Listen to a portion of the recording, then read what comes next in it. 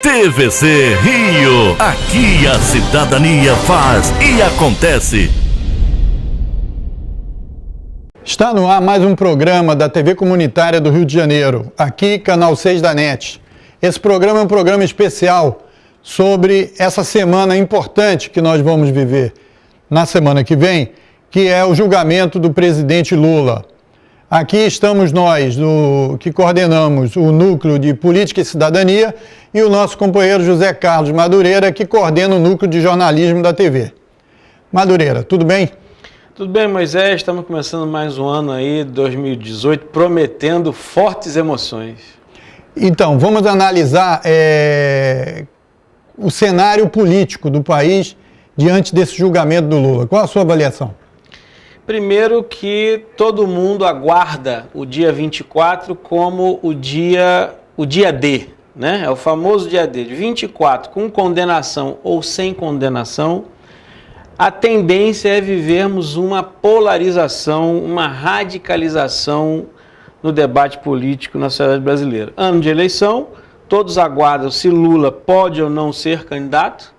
E essa definição, óbvio, aquele que, entre aspas, perder, vai reclamar. Então, a tendência é a gente ter uma radicalização da política. O desdobramento pós-24, quem viver verá. Quem viver verá. Porque não tem jogo de búzios, não tem cartomante, quem viver verá. Nós estamos aqui nesse programa também com o nosso companheiro jornalista Beto Almeida, direto de Brasília, via internet, que vai também colaborar e contribuir com a gente com as suas valiosas opiniões. Beto Almeida vai cobrir o dia 24, lá em Porto Alegre, pela Telesul, que é a televisão da América do Sul. Beto, como você avalia o cenário político do dia 24 desse julgamento do Lula? Antes de tudo, eu queria agradecer essa oportunidade que a TV Comunitária do Rio de Janeiro me permite para fazer esse diálogo com os telespectadores dessa importante emissora. Eu creio que o julgamento do Lula, agora no dia 24, ele sintetiza uma etapa muito importante do processo político brasileiro, porque Lula representa uma maneira de fazer política, com participação social, com protagonismo do Estado e com prioridades sociais muito claras. E é isso, na verdade, que está sendo julgado. Não é uma acusação concreta que o juiz Sérgio Moro teria feito contra ele. Ao contrário, a juíza Maria Luísa Torres Lima, daqui da Justiça Federal de Brasília, já emitiu uma sentença em que estabelece que o apartamento triplex do Guarujá, ele pertence à OAS e está sendo transferido com propriedade, com escritura e tudo, para uma empresa chamada Nacif. Ele nunca foi do Lula, não há nenhuma possibilidade de que uma propriedade seja atribuída a alguém sem que haja escritura. E é uma sentença de uma juíza também de primeira instância. É sentença de uma juíza contra a sentença do Moro. Se o Moro disse que não tinha provas, elas agora apareceram. E são provas que inocentam o Lula. Então, diante disso, 24 de janeiro em Porto Alegre é absolutamente natureza política, porque juridicamente está esvaziada a tese da acusação. Então, nesse sentido, se acusa Lula de distribuir renda, de promover a soberania nacional, de ampliar e recuperar o protagonismo do Estado, de defender os direitos trabalhistas, de fazer um processo pela qual o Brasil saiu do mapa da fome da ONU. É isso que está sendo julgado em Porto Alegre, dia 24, e eu sinto que estão sendo criadas as condições para uma nova Revolução de 30, porque também a Revolução de 30 foi detonada a partir de uma fraude eleitoral. Agora é uma fraude jurídica, para antecipar-se a uma contenda eleitoral, ou seja, para que Lula não possa ser candidato nas próximas eleições, eles estão tentando tirar um dos principais, ou o mais importante, participante dessa eleição de 2018. Como eles não puderam anular as eleições, eles tentam anular a candidatura de Lula. Isso pode provocar, como em 1930, uma catarse, e se essa direção que pode surgir em Porto Alegre dia 24 tiver a decisão histórica, tal como Getúlio Vargas teve em 1930, nós teremos aí a possibilidade de uma nova transformação social, uma nova revolução de 30 no Brasil. E aí, Madureira? Há uma mobilização muito grande em torno do dia 24, né? Se avalia aí pela internet, pelos movimentos sociais que estão organizando, inclusive a Frente Brasil Popular, que você é um dos coordenadores, vamos ultrapassar em torno de 50 mil pessoas, ou mais de 50 mil pessoas lá. Eu vi a última notícia que tinham quase 300 delegações prontas para chegar em Porto Alegre, sendo que em torno de 100 de todo o Brasil e as outras do interior do Rio Grande do Sul. Qual a sua avaliação? Que informações você traz para o nosso telespectador? Então, na Frente Brasil Popular, a organização para o dia 24 ela está bem extensa, né? Vai ter uma manifestação em Porto Alegre no dia 23, uma passeata no dia 23, as delegações estão sendo orientadas que cheguem em Porto Alegre para participar da manifestação, e durante o dia 24 uma série de atividades vão acontecer. Vai ter o encontro de mulheres na defesa da democracia e do direito do Lula a ser candidato, vai ter um tribunal popular que vai justamente julgar os golpistas e a ação golpista que está sendo desenvolvida no país, e uma série de atividades ao longo do dia. Por que essa lógica? Porque a perspectiva é que o julgamento em si, no tribunal, ele seja muito rápido. Essa é a expectativa que tá se criando em torno do dia 24. Então as atividades vão começar dia 23 e vão ao longo do dia 24. O número de pessoas que estão se dirigindo hoje para Porto Alegre é um número razoavelmente grande, né? Então haverá uma manifestação popular de vulto em Porto Alegre. E além disso, a Frente Brasil Popular também está orientando aos estados que são mais distantes do Rio Grande do Sul a realizar suas atividades no dia 23, 24, nas principais cidades dos estados. Então tem o povo que vai na caravana para Porto Alegre e tem o povo que vai fazer atividades nos estados. Aqui no Rio de Janeiro, por exemplo, terá também uma série de atividades no dia 23 e no dia 24. Falando nisso, é importante que a gente ouça também o companheiro Beto Almeida, para a gente saber, Beto, como vai ser a cobertura da Telesul lá em Porto Alegre, que será transmitido para todo mundo? Como vai ser a sua participação? A Telesul está sempre presente nos momentos mais cruciais da vida dos povos, mesmo aqueles momentos que possam eventualmente ser desfavoráveis para a luta democrática, para os setores progressistas. Isso não importa.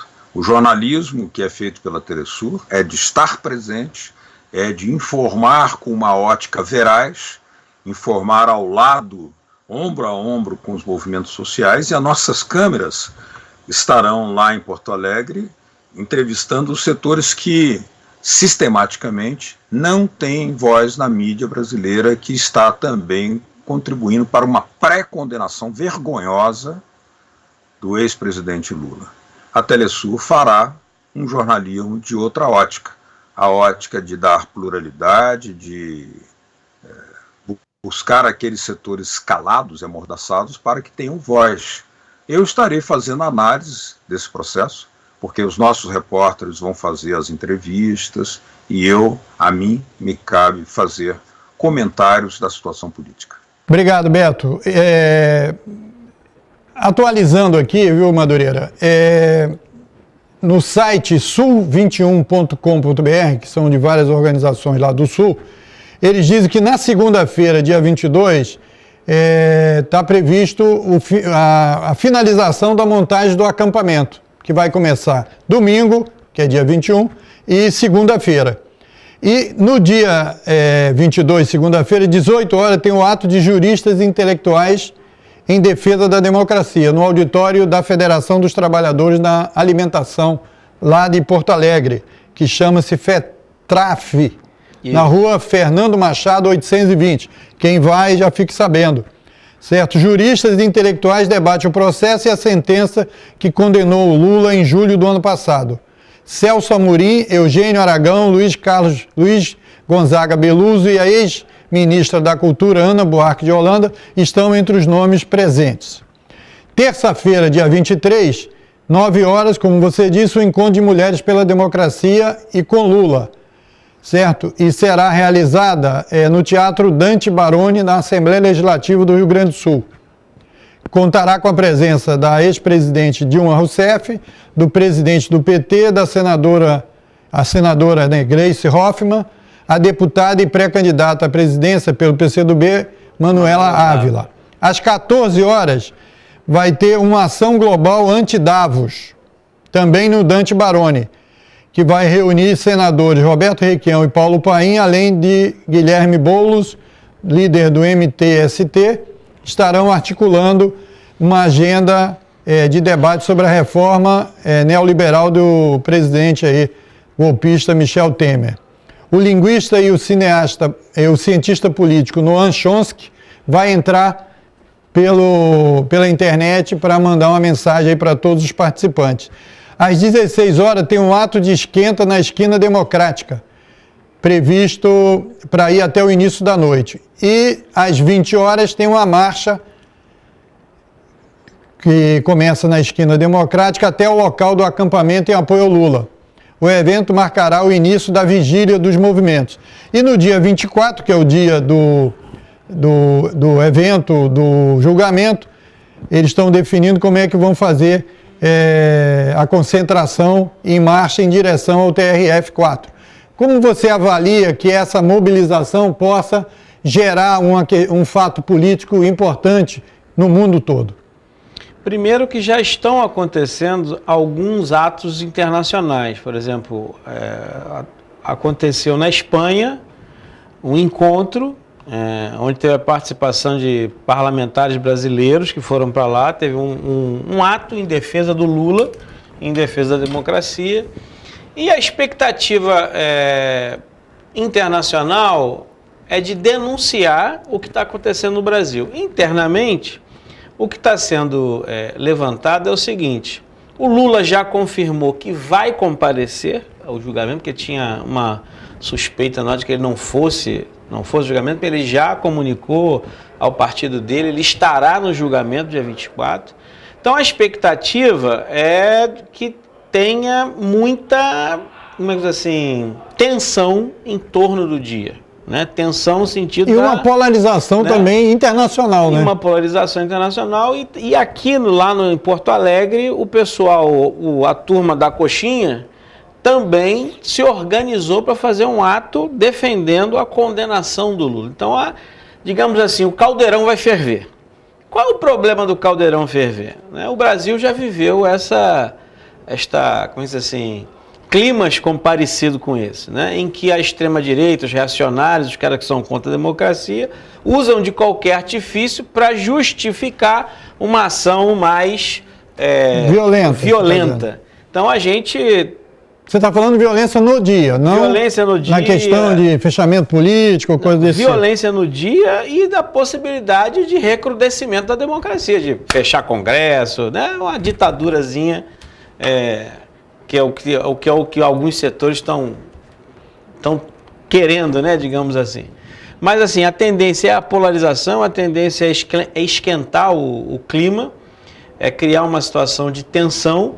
E o que nós temos dito para todos que estão participando da caravana, que estão indo para o Rio Grande do Sul, que estão construindo acampamento, que vão realizar os atos nas capitais, nas principais cidades, é cautela e canja de galinha. Não é para cair em provocação, não é para dar carne a gato, não é para dar mole para Kojak, É para dizer, nós vamos fazer a manifestação em defesa da democracia, em defesa do direito do Lula ser candidato, mas não vamos abrir espaço para que a turma dos coxinha e da extrema-direita queira virar o jogo e, além de manifestação, querer criar coisa pior para os brasileiros.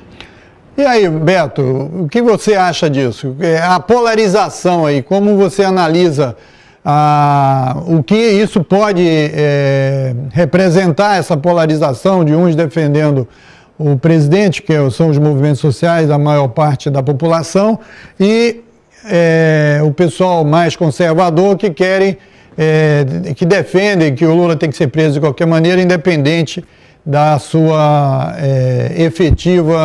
seu efetivo envolvimento em qualquer delito. Não estão descartadas provocações por setores da direita, porque a direita tem percebido que talvez tenha sido um grande erro antecipar e acelerar esse julgamento do Lula. Até porque isso está galvanizando uma opinião pública, com mobilizações, caravanas que vão do Brasil inteiro, inclusive internacionais, pelo que me consta, e com personalidades que estarão presentes. Quer dizer, isso pode, então, ser um tiro pela culatra. Se eles achavam que o juiz Moro achava que era fácil fazer um julgamento tipo Sacco e Vanzetti, quando 2 operários dos Estados Unidos foram condenados à cadeira de morte por crimes que eles não cometeram e nem estavam na cidade quando os episódios de que foram acusados foi cometido, mas aquilo foi um julgamento onde a imprensa estava a favor da condenação, pediam a cadeira elétrica para eles. Não é fácil fazer a mesma coisa. O contexto é outro, o presidente Lula é uma personalidade internacional e diante disso, o que se teme, e é preciso tomar precauções, são algumas provocações que setores de direita para quebrar uma vidraça e assolar aí um processo de agressões, multas e tal, que partiriam exclusivamente da direita. Porém, é muito importante que o movimento democrático que espera pelo julgamento e não está lá para fazer pressão para a prisão. Primeiro é preciso julgar, é preciso que o juiz analise a defesa e veja se existem realmente provas para que possa ser condenado, a confirmada condenação do presidente Lula. Elas não existem. E a sentença da juíza Maria Luísa de Lima Torres mostra que agora é uma sentença contra outra sentença do juiz Moro. Ô, Madureira, eu queria agora que a gente já... não, deixa eu citar antes que tem um site, se você quiser acompanhar todo o noticiário aí que antecede, né? Tem um site que você devia... http:// vai estar aí na tela, com Lula em Poa. Poa é a abreviatura de Porto Alegre. comlulaempoa.com.br você tem condição de saber aqui todas as notícias quentes do que vai acontecer, claro, antes do julgamento, o que vai acontecer em Porto Alegre. E durante o julgamento você vai poder também acompanhar, além de outros segmentos, né? A gente sabe que o Mídia Ninja, os jornalistas livres.org, a Telesul vai cobrir, nós da TV Comunitária estamos estudando aqui uma maneira e a capacidade nossa da gente estar presente também em Porto Alegre, trazer notícias e com certeza a nossa programação nesse dia vai procurar expressar todo esse debate e essa discussão que está acontecendo lá. Agora, Madureira, vamos entrar um pouco na questão do julgamento em si. Não ficou provado, com provas concretas e tal, nenhum delito do Lula, não é isso? Até o momento, nenhuma prova material foi apresentada. Esse é o fato concreto. O que nós estamos vivendo no Brasil hoje, Moisés? Desde Joaquim Barbosa, quando estava como ministro do STF, o ministro Joaquim Barbosa introduziu uma coisa no corpo jurídico nacional que não está consagrado na Constituição brasileira. E no ordenamento jurídico nosso. No nosso ordenamento jurídico, que é o domínio do fato. Isso não tem na legislação brasileira, é bom que se diga, isso não está previsto na legislação brasileira. Recentemente nós tivemos aí um fato com relação, eu não me recordo agora, foi essa semana, em que o juiz ou o delegado presumiu que a pessoa soubesse do fato e por isso determinou a prisão. Então, ou seja, nós estamos vivendo um momento em que não precisa mais prova. Basta a pessoa imaginar que a outra cometeu uma situação que ela já pode ser presa. E aí eu até faço uma parte, porque nesse caso, o Rodrigo Janot tinha que ser preso. Exatamente. Porque aquele assessor dele do gabinete, que ele mesmo denunciou depois, o cara parece que estava fazendo atividades que não eram lá previstas ali no ordenamento interno do Ministério Público. Então, se ele está no gabinete, ele está sabendo. Exatamente. Eu acho que essa denúncia tua é importante, porque não existe condenação. Então é o seguinte, o presidente da República podia ser condenado por todos os fatos, né? Porque ele sendo presidente, ele é que nomeia 20 mil cargos de confiança, não sei quantos ministros, não sei isso, né? Então tudo que eles fizerem... O presidente sabe de tudo, a pessoa sabe de tudo.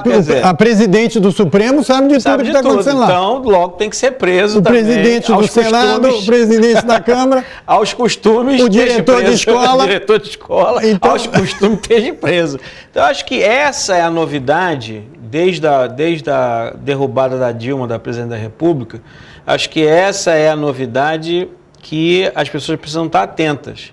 Está se desrespeitando o escopo jurídico brasileiro, introduzindo uma coisa que não está prevista para se executar uma verdadeira, nós já podemos afirmar isso sem medo de estar errando, uma verdadeira inquisição. Nós estamos vivendo uma nova inquisição jurídica, né? Uma nova caça às bruxas com, entre aspas, né? Com o escopo de legalidade, com cara de legalidade, com cheiro de legalidade. Né? Então, acho que essa é uma coisa que a gente precisa entender. E o julgamento do Lula, dia 24, ele é eminentemente político. A questão não é mais se é o apartamento ou se são as denúncias de corrupção. Não, a questão agora é a seguinte, tem que tirar o Lula do jogo da eleição de 2018. Para isso, antecipar o julgamento que ia ser lá no meio do ano, botar em janeiro, que é para acelerar, para condenar em segunda instância e se tornar ele inelegível. Então, não se está discutindo ali se ele é culpado ou inocente. O que está sendo feito ali é um movimento para tirar o Lula da eleição de 2018.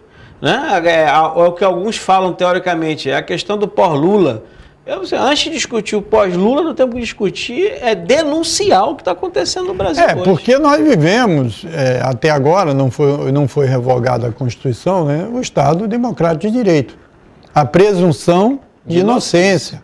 Então, se você perde esses pilares básicos, aí você fica com o autoritarismo, né? Quer dizer, quem tem força e tal, etc.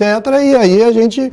perdeu a coisa mais cara, mais importante. Alguns já batizaram a ditadura da toga. Exatamente. Então, eu queria perguntar a você, Beto,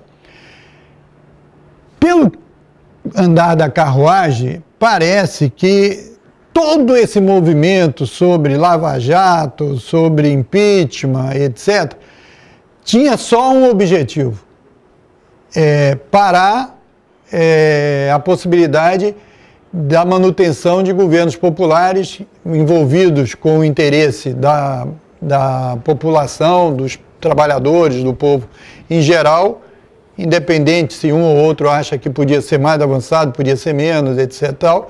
Mas, depois de perder 4 eleições, os segmentos conservadores passaram a não acreditar mais na possibilidade de ganhar uma eleição de forma minimamente limpa e introduziram esses mecanismos, certo?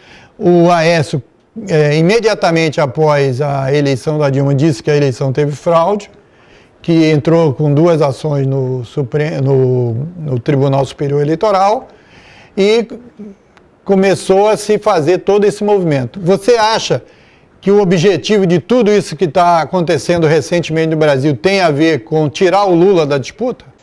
Não há a menor dúvida disso. O que está ocorrendo é que os setores que defendem a democracia liberal já estão constatando que essa democracia liberal se tornou pouco funcional para os seus objetivos. Porque por mais que hajam fraudes, por mais que existam pressões do poder econômico nas eleições, por mais que haja manipulação midiática, as massas se sintonizam naqueles movimentos, partidos ou representantes políticos que têm uma proposta de transformação social.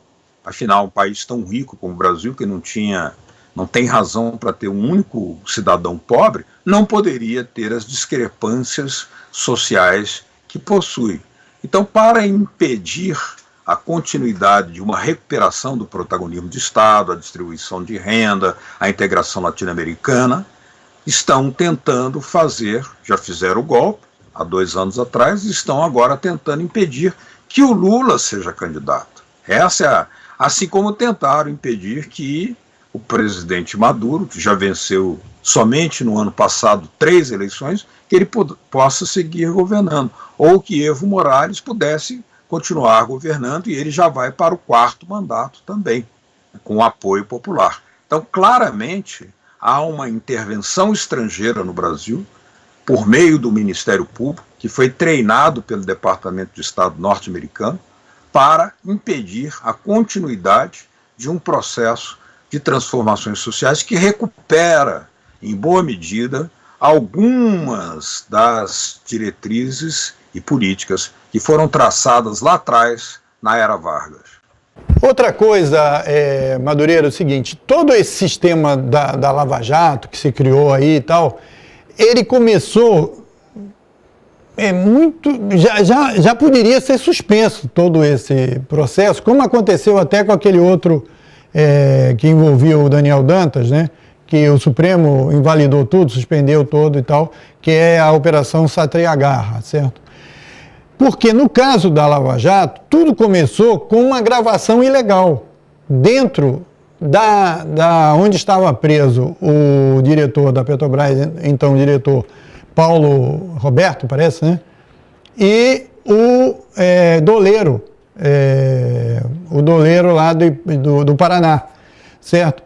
Porque eles introduziram uma câmera, certo, com gravação no local onde eles pegam o sol. De forma ilegal. Você está preso e o cara põe uma câmera ali para gravar e tal. E aí encontrou o Paulo e o... esqueci o nome. O doleiro principal lá. E eles aí começaram a comentar coisas e isso foi usado nos interrogatórios, inclusive com a ameaça de pegar as filhas do diretor da Petrobras e tal. E tudo isso começou de forma irregular. Você não acha que, como você disse, que a quebra de parâmetros importantes do Estado de Direito, inclusive como esse, certo? Que é a quebra da intimidade na prisão, certo? O Estado prende a pessoa e ainda impede que ela possa falar com alguém, etc. Tal. Você acha que isso não é o caminho, quer dizer, perigoso que você já denunciou aí do autoritarismo? Na história da humanidade, Moisés, o fascismo e o nazismo, eles não cresceram por fora do aparelho do Estado. Eles primeiro crescem, ocupam o aparelho do Estado, para depois ganhar o movimento de massa e, com isso, alterar o Estado jurídico democrático. Historicamente, o fascismo foi assim e o nazismo foi assim. Alguns historiadores podem discordar, mas eu particularmente entendo que no Brasil o que está acontecendo é isso. Os setores fascistas no Brasil, que todo mundo sabe que na história brasileira existe uma parcela na sociedade brasileira de caráter fascista, essa parcela ela está na máquina do Estado. Uma boa parte está na máquina do Estado. E essa parcela me parece que está fazendo esse movimento. Ocupa por dentro o aparelho do Estado e agora vai para a sociedade construir um movimento de massa para criar uma nova realidade política dentro da sociedade. Então eu acho que nós estamos vivendo isso no Brasil hoje. Isso precisa ser interrompido. O discurso moral, o discurso da legalidade, tudo isso é a bula, é a receita da ação fascista. Nós já estamos vivendo isso no Brasil. Não é que vai vir, não. Está em curso. E isso precisa ser interrompido. Hoje, para ser interrompido, o que é necessário? Garantir o Estado Democrático de Direito. Garantir que tem eleição em 2018. Garantir não só que tem eleição em 2018, mas garantir que quem ganhe tome posse. Né? As coisas básicas se garantiu em 85, né? lá na transição. Então. Exatamente. Não, antes da Constituição, né? Na transição do regime. Fim da ditadura para a democracia. Então, se a gente não abrir o olho, nós corremos o risco de, em breve, estarmos tendo manifestações de rua. Alguns gostam de dizer que 2013 foi a proto-manifestação fascista. Eu discordo dessa visão equivocada. A gente vai viver isso agora. Agora que a gente vai viver isso de certa forma mais exposto, mais claro, né? E aí, Beto, você também vê aqui como nosso companheiro Madureira que estão colocados na realidade política e tal, elementos claros de uma tentativa de implantação de um regime pseudo-democrático, mas com tintas bem fascistas? Um fascismo de estilo clássico, eu acho que há poucas condições para isso, mas sem dúvida nenhuma, a mídia já tem um comportamento fascista no Brasil. A mídia brasileira está absolutamente nazistoide, completamente discriminatória, preconceituosa, condenatória, né, acusatória. Então, isso é um fato. Mas a própria manutenção do calendário eleitoral indicaria uma dificuldade para implantar um regime tipicamente nazista, onde deveria ser dado um golpe militar violento, uma quartelada completamente repressora, reprimida, e impedir o funcionamento das já adulteradas instituições brasileiras. O Congresso está cooptado pelo grande capital, o Judiciário está no grande capital, e o Executivo foi ocupado por um personagem que defende claramente os interesses estrangeiros acima e contra os interesses brasileiros. Então, creio que é possível, se eles tiverem sucesso nessa empreitada, fazer algum tipo de mudança de regime para, por exemplo, um sistema parlamentarista misto, um sistema semipresidencialista, na qual, se o Lula não for condenado e conseguir ser candidato, provavelmente ganhar as eleições, que eu acho que ocorreria, ele seria, com essa mudança de regime, quitado de uma série de poderes, como aconteceu com João Goulart, quando assume após a renúncia de Jânio Quadros. Mas João Goulart fez o plebiscito e recuperou o presidencialismo pleno. E isso também são questões que poderão voltar a se repetir no Brasil. Agora, Madureira, a história, como você resgatou aí no início da sua intervenção, demonstra que a solução para enfrentar o fascismo é a unidade. Como é que você sente, você que tem uma participação intensa política, a possibilidade de união das forças progressistas, do centro democrático, das forças de esquerda e tal? Você acha que deve-se trabalhar nesse sentido? Eu acho que já se está trabalhando com a Frente Brasil Popular, com a Frente Povo Sem Medo e outros segmentos que ainda não estão integrados. Você sente viabilidade e acha que isso está cada vez tomando mais a cabeça dos segmentos progressistas? Então, eu acho que para enfrentar a possibilidade do fascismo se estabelecer na sociedade brasileira, você precisa ter uma ampla articulação que tenha uma agenda. Qual é a agenda? A agenda é defesa da democracia, crescimento econômico, desenvolvimento da soberania nacional, e defesa do Estado Democrático de Direito. Essa deve ser a agenda que aglutine esse amplo movimento para enfrentar o movimento fascista no Brasil.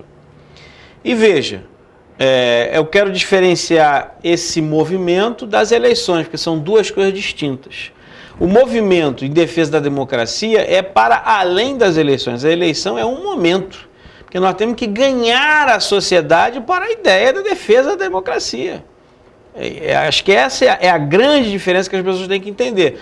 Nós temos que ganhar corações e mentes para a defesa da democracia, para a defesa da soberania, para a defesa do crescimento econômico e para a defesa do Estado Democrático de Direito.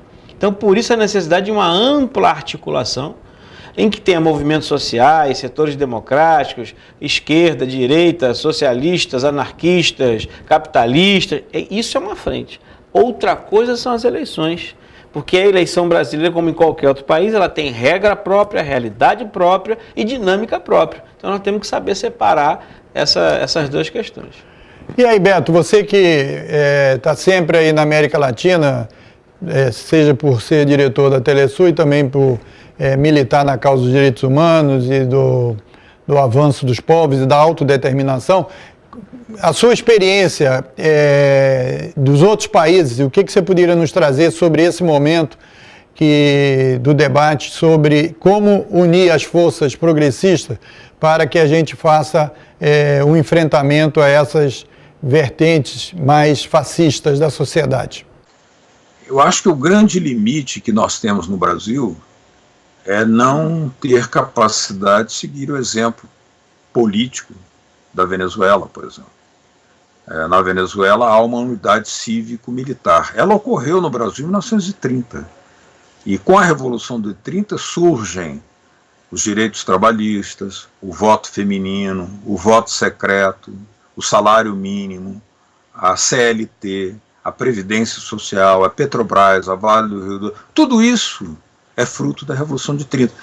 É fruto de uma unidade cívico-militar, onde os tenentistas se aliaram com o movimento popular em torno da figura de Getúlio Vargas, e isso tudo veio acontecer.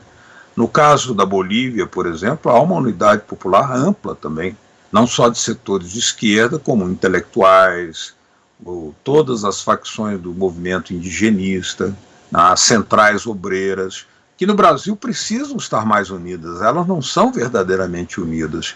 Basta citar que havia setores expressivos do movimento sindical que hostilizou a CLT durante mais de 30 anos e agora está revisando o seu passado, tentando defender a volta da CLT e a recuperação dos direitos trabalhistas.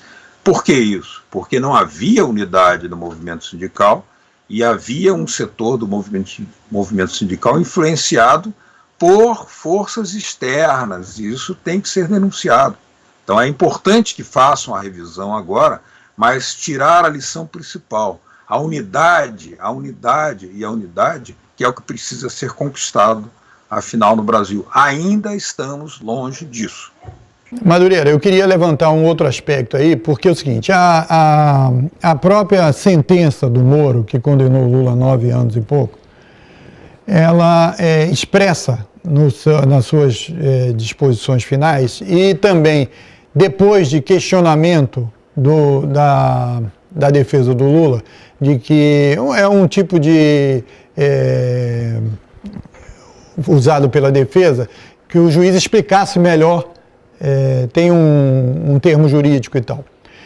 E o Moro, nessa explicação, ele disse o seguinte: eu nunca falei que o dinheiro do Triplex tinha a ver com os recursos da Petrobras. Ele fala isso textualmente. E como você sabe, todos nós devemos saber, o processo não é uma coisa aberta, certo? O processo tem sugerido pelo Ministério Público, em cima de algumas coisas que, na consideração do Ministério Público, aconteceram, alguns fatos que outra pessoa lendo, ou o juiz lendo, dá para entender que ali pode ter uma coisa errada, etc. E da onde veio o dinheiro? Então, se você tem uma corrupção, você tem que dizer qual foi o interesse que estava por trás, quem deu e quem recebeu, certo? E isso está circunscrito na denúncia do Ministério Público, que abriu o processo, de que os recursos para o tal do triplex vieram de 3 contratos da OAS com a Petrobras. E se na sentença, o juiz, depois de questionado, após emitir a sentença, questionado num recurso, ele disse que ele nunca tinha falado que os recursos vieram da Petrobras, isso já é a inocência do Lula, do ponto de vista jurídico. Claro que você falou que o julgamento é político. Diante de todas as denúncias feitas, tem um livro de 122 juristas que foi lançado por que passou pela a imprensa internacional. Matérias você acha que o TRF4 vai entrar nessa linha de condenar o Lula se não tem objetivamente, juridicamente, nenhuma prova concreta, como você abriu essa entrevista? O desgaste não vai ser monumental? Moisés, veja bem, vamos analisar friamente, não vamos analisar como torcedor, vamos tentar analisar como uma pessoa não envolvida, distanciada dos fatos. Se o Lula é condenado, seria, digamos assim, a conclusão de um movimento que começou lá com o Mensalão. É um movimento para pegar, criminalizar a esquerda. Queria derrubar o Lula lá no Mensalão. Não derrubou. O Lula ganhou a eleição de novo. Aí tentaram derrubar, para ele não eleger a sucessora, ele elegeu. A sucessora foi reeleita. E agora derrubou ela e agora quer impedir ele. Ou seja, se ele for condenado, o ciclo político, a primeira fase, vamos falar assim, do ciclo político vai estar concluída. Está condenado. Está fora do jogo, né? Ele não pode ser candidato. A primeira fase está concluída. Mas se ele não for condenado, o que vai ficar para a sociedade brasileira é que todo esse movimento feito vai ruir. Porque se ele não for condenado em segunda instância, ele está livre para ser candidato. E hoje as pesquisas colocam ele como o primeiro, distante do segundo. Então, veja, eu acho que o sistema judiciário brasileiro está numa encruzilhada histórica. Se condenar Lula, consolida a marcha fascista antidemocrática. Se absolver Lula, fortalece o caminho da democracia, fortalece o caminho do Estado Democrático de Direito. Agora, o debate, o que vai ficar claro para a sociedade é quem é o judiciário no jogo do bicho. O judiciário vai defender o Estado Democrático de Direito ou o judiciário vai entrar pelo caminho da não democracia e pelo caminho do fascismo? Quem vai se revelar no dia 24 não é o Lula, não são os movimentos sociais, é o judiciário brasileiro. E aí, Beto, o judiciário brasileiro está na marca do pênalti? Sem dúvida nenhuma, a justiça brasileira está sendo julgada. Porque se ela confirmar uma sentença completamente persecutória do juiz Sérgio Moro, ela estará se desmoralizando. Até porque uma outra juíza deu uma sentença usando como foco central da sentença a propriedade do apartamento triplex atribuída a Lula e que na sentença dela é pertencente à OAS e transferida a uma outra empresa, a Nacif. Portanto, ela sentenciou essa transferência de propriedade, o que pode ser apresentado como uma peça muito importante na defesa do Lula. Agora, além disso, há recursos que deverão ser implantados, há um crescente movimento internacional de juristas, o que é muito importante, inclusive está repercutindo em setores muito decisivos do movimento político internacional, que não podem ser considerados de esquerda. Lula foi elogiado por Barack Obama, que não é de esquerda, foi elogiado pelo presidente Erdogan, que não é de esquerda, pelo presidente Sarkozy, que é da direita francesa. Então, ou seja, é um pouco mais complicado. Agora, esses prazos judiciais, eles poderão ser muito bem aproveitados se, além do trabalho advocatício de defesa, que vem sendo muito bem exercido pelos advogados de Lula, e se isso se complementar, como tem ocorrido, como ocorreu aí ontem no Rio de Janeiro, uma presença de intelectuais, de artistas, de estudantes, mas falta no Brasil ainda a incorporação dos setores militares nacionalistas, porque esses estão sendo também muito golpeados quando, por exemplo, se aliena a soberania nacional na base de Alcântara, se tenta paralisar o projeto do submarino nuclear, quando se tenta, uma vez mais, transferir a propriedade da Petrobras para o exterior. Falta ainda essa unidade com os setores militares nacionalistas.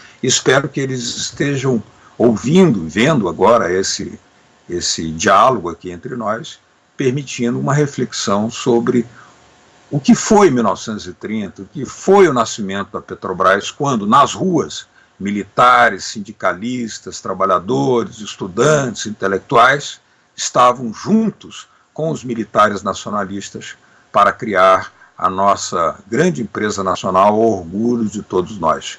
Então, o julgamento de Lula coloca tudo isso em tela, em cima da mesa, e os prazos, os ritmos, os recursos deverão ser muito bem aproveitados, até porque o ministro Gilmar Mendes já declarou que a condução coercitiva de Lula foi um ato de inconstitucionalidade. Então, se a condenação de Lula se baseia em métodos inconstitucionais, de cabo a rabo, esse julgamento tem que ser zerado, anulado e revisto por completo. Como você avalia? Você acha que o Judiciário vai entrar num caminho que, segundo Eugênio Aragão, ex-ministro da Justiça, e elemento que foi criado dentro do Ministério Público, dizendo que isso pode ser um prenúncio de uma ebulição social, uma convulsão social? Há rumores de que setores do Judiciário estão pleiteando um adiamento desse julgamento dia 24. Pelo sim, pelo não, isso já indica um grau de controvérsia interna. Eles teriam se arrependido, segundo esses rumores, essas informações que circulam, teriam se arrependido da aceleração que fizeram, porque claramente o presidente do Tribunal Federal lá de Porto Alegre, ele já declarou que não teve tempo hábil, prático, para ler aquele calhamaço que compõe a sentença. É impossível você ler não sei quantos mil páginas num prazo tão exíguo. Ele já declarou isso, mas acha, ele disse, que a sentença é irretocável. Então, há algum problema. Se ele não leu, mas é irretocável, então como é que isso acontece? A convulsão social, eu diria que ela pode acontecer no bom sentido, numa catarse social, tal como foi a Revolução de 30, mas para isso tem que ter direção. Em 1930 tinha uma direção decidida a apagar a fraude, agora também tem uma fraude, e além de apagar a fraude, levar o país a uma transformação que tirava o Brasil da República Velha, que considerava a questão social como caso de polícia, e passava a um Brasil industrializado, com direitos sociais, com Petrobras, com siderurgia, tudo isso.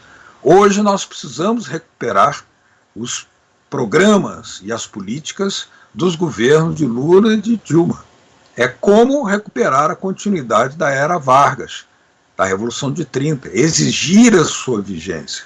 Então eu vejo convulsão no sentido de que isso pode provocar uma ira santa do povo brasileiro para tirar esse obstáculo ao progresso, obstáculo à soberania, que é o governo Temer, e implantar novamente uma ordem democrática e constitucional no Brasil, porque isso não existe no atual momento.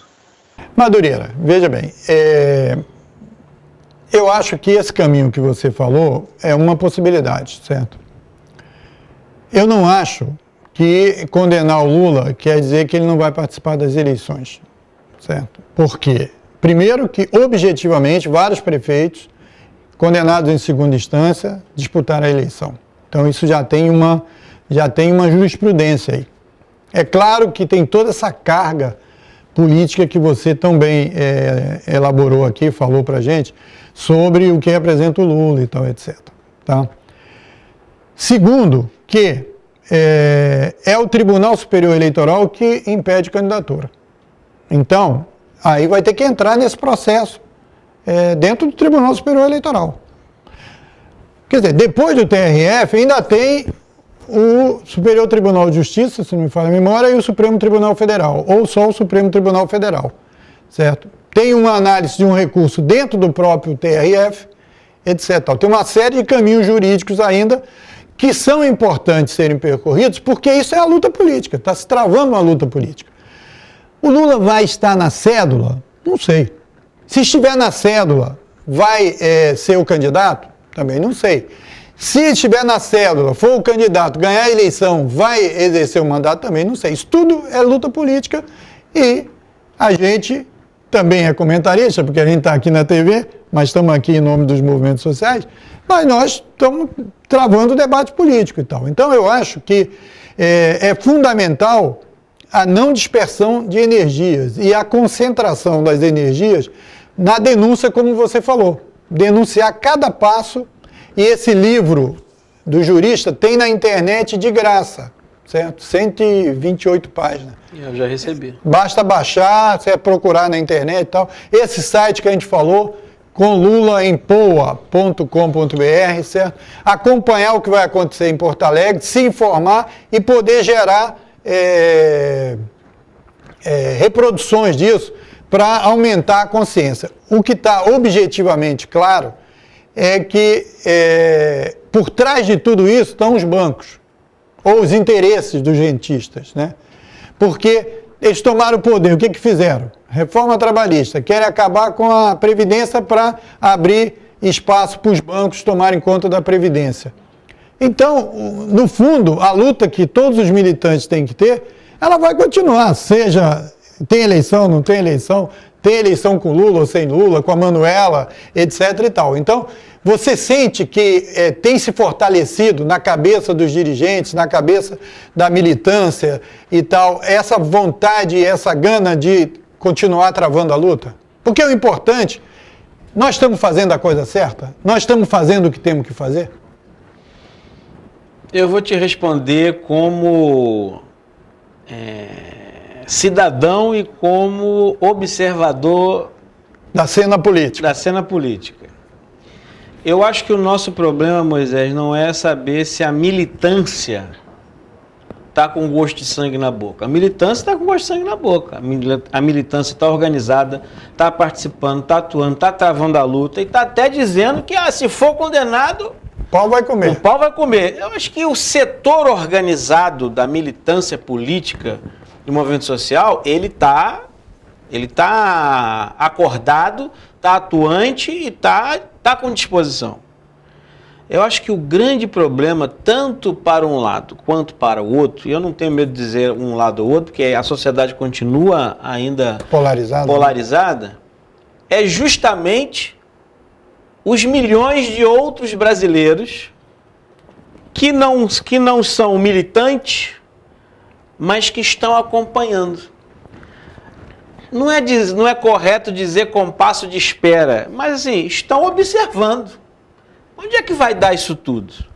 Eu acho que a sua pergunta, se estamos fazendo a coisa certa, é olhar para esses milhões de brasileiros. Esses milhões de brasileiros, porque em uma hora esses milhões de brasileiros vão desaguar a sua energia.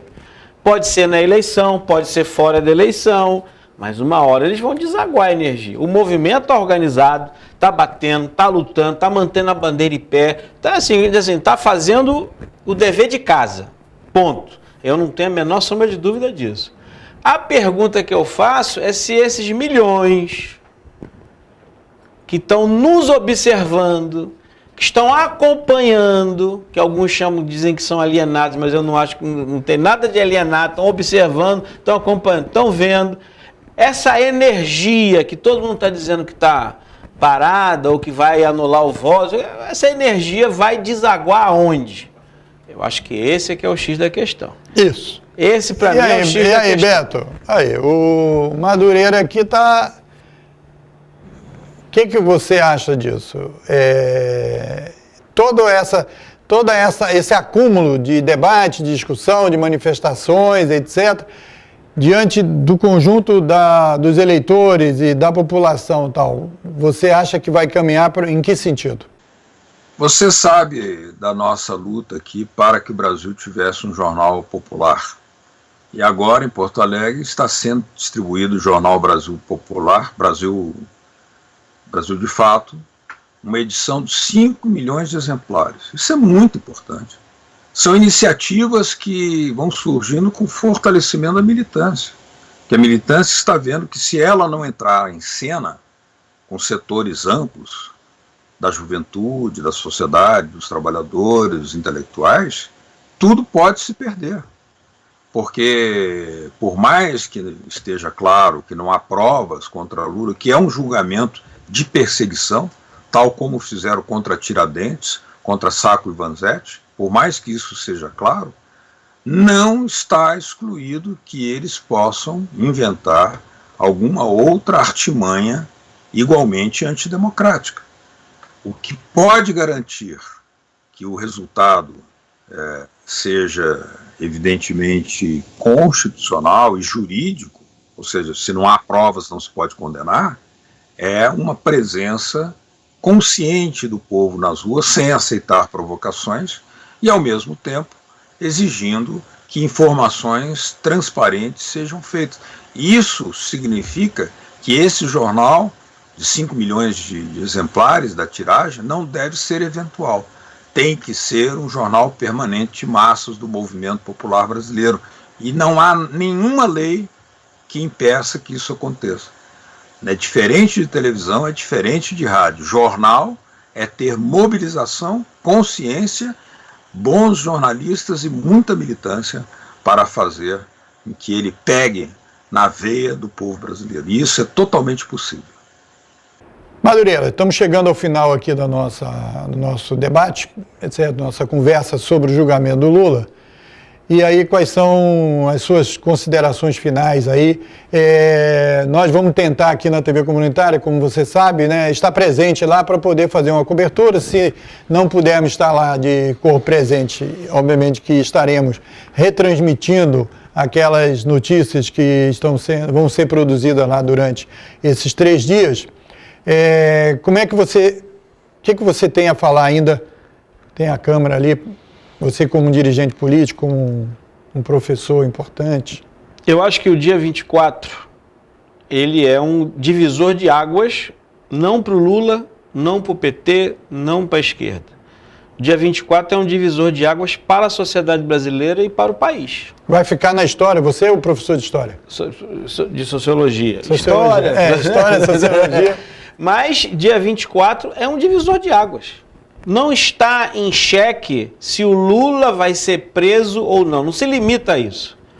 O que está em xeque no dia 24 é que tipo de sociedade, que tipo de economia. Tudo isso vai estar sintetizado no dia 24.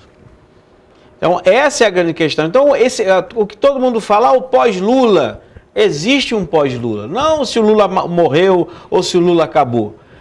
A partir do dia 24... é um novo momento, não tem como negar isso. Se o Lula for absolvido ou se não for absolvido, a conjuntura política, econômica, social vai ser outra. É um novo momento, uma nova página da história do Brasil que começa a ser escrita. Como é que ela vai terminar? Como é que vai ser o meio dela? Ninguém Ninguém aqui é pai, nesse aspecto, ninguém é pai de santo para dizer o que vai acontecer. Agora, não tem jeito. Do dia 24 em diante, é outra página da história do Brasil. E aí, Beto, as suas últimas palavras. Muito obrigado pela sua disposição de nos esperar aí em casa para poder entrar aqui no nosso programa. Diga aí, quais são as suas últimas palavras e muito obrigado por sua participação. Eu queria parabenizar a TV Comunitária do Rio de Janeiro, nos seus núcleos de jornalismo e de cidadania, por terem feito, estarem fazendo iniciativas como essa, mostrando que nós podemos criar mais, né? Estabelecer mais diálogos, aumentar a nossa penetração, criar, inclusive, condições para termos avaliações cada vez mais plurais, e isso é muito importante. Por isso eu parabenizo você, Moisés, agradeço pela oportunidade, e também ao Madureira por ter participado desse diálogo aqui comigo. Muito obrigado a todos, uma saudação aos seus telespectadores da TV Comunitária do Rio de Janeiro. Então, chegamos ao final aí desse trabalho, desse programa que foi coordenado aqui pelo Núcleo de Política e Cidadania e pelo Núcleo de Jornalismo da TV Comunitária, coordenado por mim, o de Política e Cidadania, e pelo companheiro Madureira, o Núcleo de Jornalismo.